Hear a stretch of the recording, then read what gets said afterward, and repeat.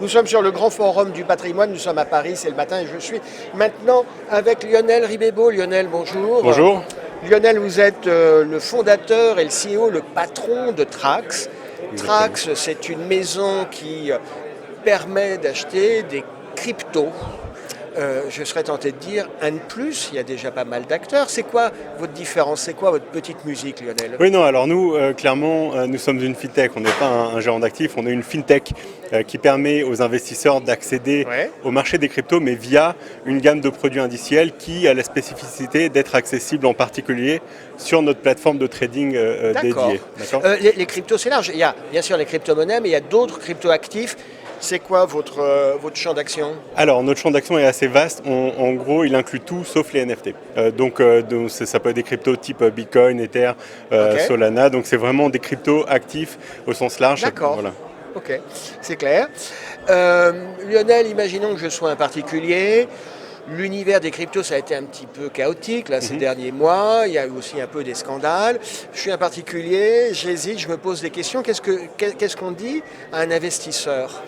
C'est quoi l'intérêt d'aller sur ces fameuses cryptos qui en même temps font rêver mais qui inquiètent aussi un peu? Alors ça inquiète bien évidemment, et comme n'importe quel autre actif, du reste, il s'agit de bien appréhender cette classe d'actifs, de rentrer dans le détail, de la retourner dans tous les sens, d'en comprendre ses attributs principaux et quels sont leurs intérêts potentiels. Dans le cas, au cas d'espèce, puisqu'on parle ici de crypto bien évidemment, il s'agit d'éléments diversificateurs. On a fait plusieurs études qui montrent clairement, pas que nous, mais de façon générale. Ça diversifie le portefeuille. Ça diversifie le portefeuille. Ça peut, en introduisant ne serait-ce que quelques pourcents de crypto dans un portefeuille traditionnel, on peut nettement en améliorer le ratio rendement-risque. D'accord.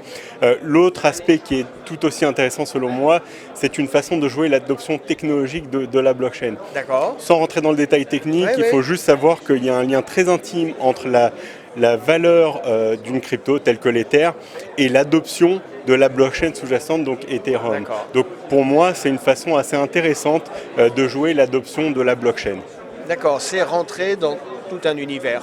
Exactement, on rentre dans un univers c'est une approche thématique, comme on pourrait être intéressé dans le secteur auto brésilien par exemple. Eh bien, la crypto est une classe d'actifs à part entière, au sein de laquelle, sans entrer trop dans la technique, mais il y a différentes sous-classes d'actifs. Donc par exemple, vous parliez tout à l'heure des crypto-devises.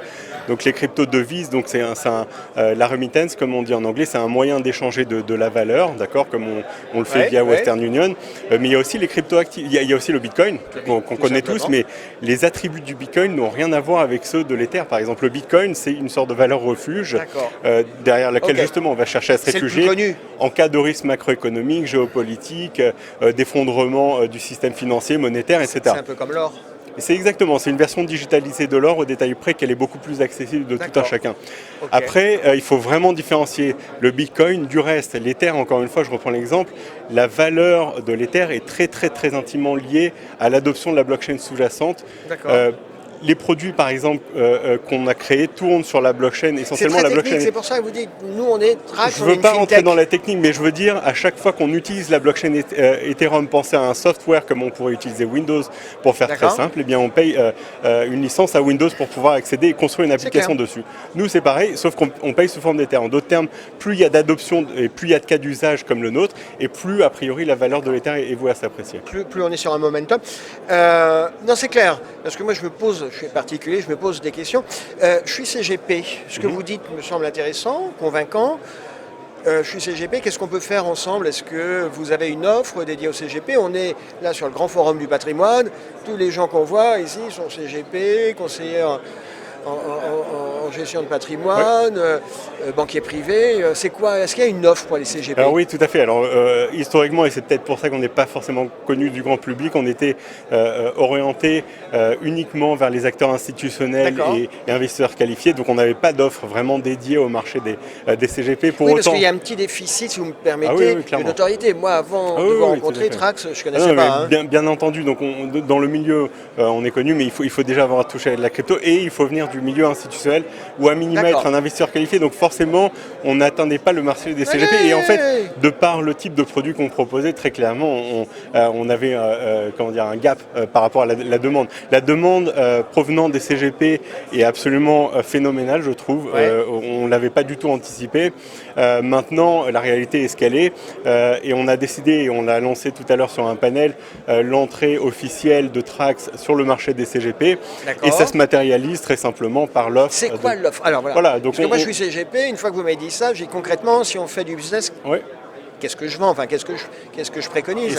C'est un très bon point. Donc on vient de lancer littéralement 3 indices à risque profilé. Donc risque modéré, conservateur et dynamique, qui est résolument dédié au marché des CGP. Et on peut y accéder notamment via des mandats de gestion. Donc somme toute de façon assez traditionnelle dans le milieu. On a systématisé l'approche, donc c'est relativement simple. L'énorme intérêt, je dirais, par rapport à d'autres produits plus classiques, c'est qu'on y a accès 24 heures sur 24, 7 jours sur 7, ce qui n'est pas des moindres étant donné la volatilité de ce marché. On peut y accéder le week-end à n'importe quel moment.